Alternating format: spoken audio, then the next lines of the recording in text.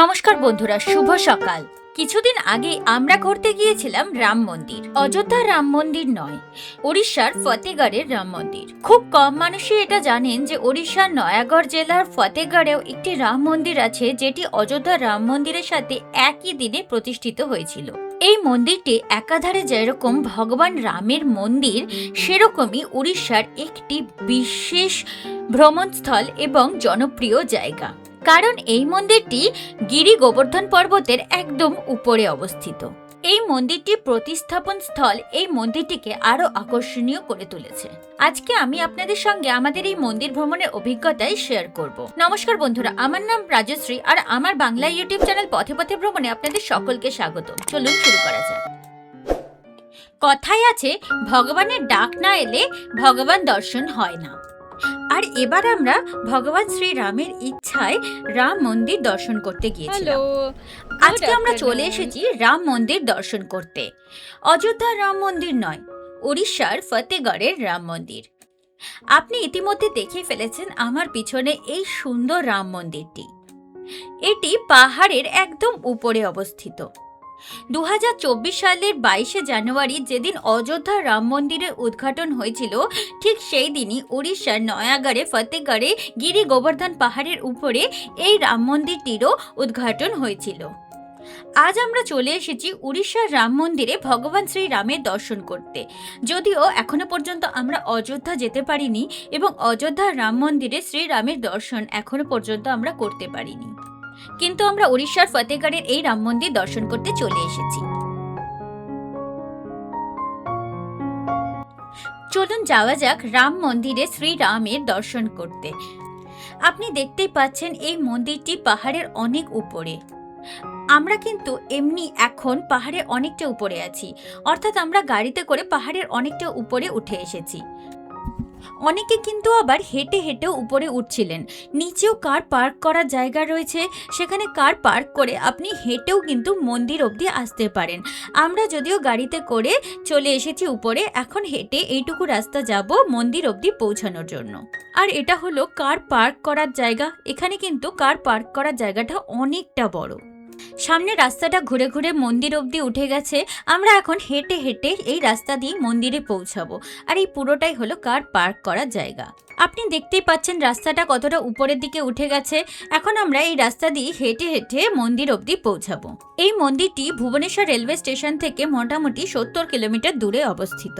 Biju Patnaik international airport বা Bhubaneswar airport থেকে এটি মোটামুটি 66 কিলোমিটার দূরে অবস্থিত। এয়ারপোর্ট বা রেলওয়ে স্টেশন থেকে গাড়িতে করে এখানে পৌঁছতে মোটামুটি আপনার 2 ঘন্টা মতো সময় লাগবে। আমরা এখন পৌঁছে গেছি রাম মন্দিরের একদম সামনে। আর এর উল্টো দিকের প্রাকৃতিক দৃশ্য অসাধারণ সুন্দর। আরেকটা জিনিস আপনাদের জানাতে চাই যে এখানে কিন্তু সমস্ত রকম ফেসিলিটিস অ্যাভেলেবেল আছে। যেরকম এখানে দেখুন টয়লেট আছে। টয়লেটটা মোটামুটি বলতে পারেন, খুব বেশি সুবিধা কিন্তু এখনো পর্যন্ত এখানে উপলব্ধ হয়নি। তবে হ্যাঁ, বেসিক ফেসিলিটিস এখানে আছে। টয়লেট অতটা পরিষ্কার পরিচ্ছন্ন ছিল না এবং ভেতরে আলোও ছিল না, কিন্তু মন্দির উদ্ঘাটন হওয়া বেশি দিন হয়নি, সেই হিসাবে ঠিকঠাক আছে। আর সামনে দেখুন এখানে জুতো রাখার ব্যবস্থা আছে। এখানে প্রতি জোড়া জুতোর 5 টাকা করে আপনার থেকে নেবে। এখানে জুতো রাখার সময় আপনাকে একটা ব্যাগ দেবে, ব্যাগের মধ্যে আপনি জুতো দিয়ে ওনাদেরকে দিয়ে দিলে ওনারা আপনাদেরকে একটা টোকেন দেবে, যেরকম সব জায়গাতেই জুতো রাখার জন্য করা হয়। আমার পিছনে দেখুন এই ভ্যালিটা কি সুন্দর লাগছে দেখতে। আর সামনে এই সিঁড়িটা দিয়েই আমরা উপরে উঠবো মন্দিরে পৌঁছানোর জন্য। আর পাশে একটা ঢালানের রাস্তাও আছে।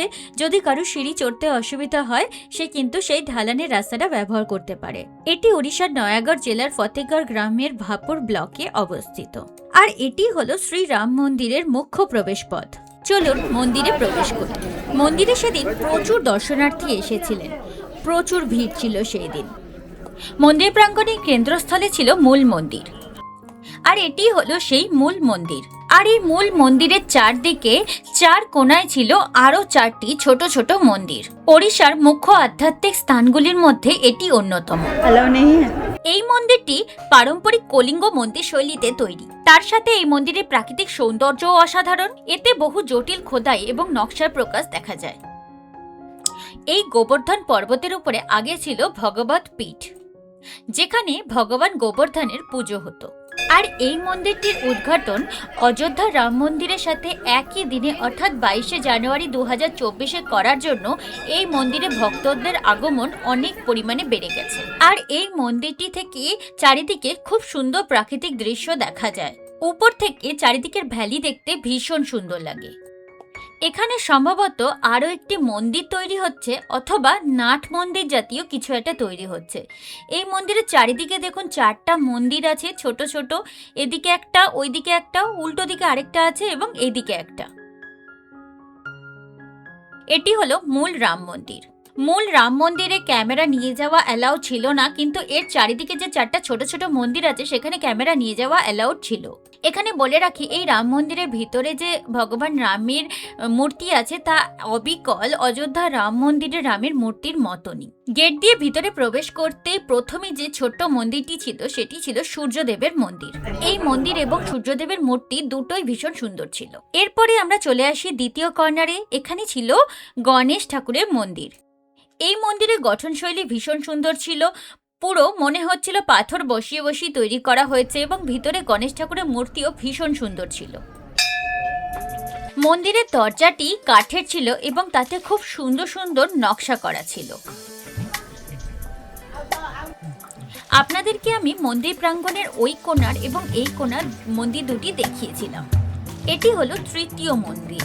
এটি হলো ভগবান শিবের মন্দির, আর ওই পাশে আছে চতুর্থ মন্দির। চলুন তৃতীয় মন্দিরটি দেখে আসি। প্রত্যেকটি মন্দিরই কিন্তু ভীষণ সুন্দর, এমনকি এই ছোট ছোট মন্দিরগুলোকেও কিন্তু ভীষণ সূক্ষ্মতার সঙ্গে তৈরি করা হয়েছে।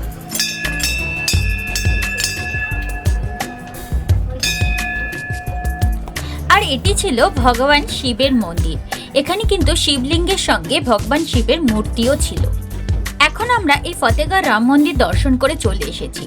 যে মূল মন্দির আছে সেখানে ক্যামেরা নিয়ে যাওয়া অ্যালাউড নয়, বাকি সবকটা মন্দিরেই কিন্তু আপনি ক্যামেরা নিয়ে যেতে পারবেন।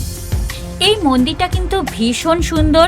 এই মন্দিরের পরিবেশ তার থেকেও বেশি সুন্দর। এই মন্দিরটি পাহাড়ের একদম উপরে অবস্থিত, যার ফলে এখান থেকে চারিদিকের ভ্যালিগুলোকে খুব সুন্দর করে দেখা যায়। এই মন্দির থেকে অনেক দূর দূর অবধি গ্রাম এবং শহরগুলিকেও খুব সুন্দরভাবে দেখা যায়। আর হ্যাঁ, এই মন্দিরের ভিতরে ভগবান রামের যে মূর্তি আছে তা অবিকল অযোধ্যা রাম মন্দিরে ভগবান রামের যে মূর্তি আছে তার মতনই দেখতে। এই মন্দিরটি কিন্তু ভীষণই সুন্দর। অবশ্যই আপনার এখানে এসে একবার ভগবান রামের দর্শন করা উচিত। আজকের এই ভিডিওটি আমি এখানেই সমাপ্ত করছি।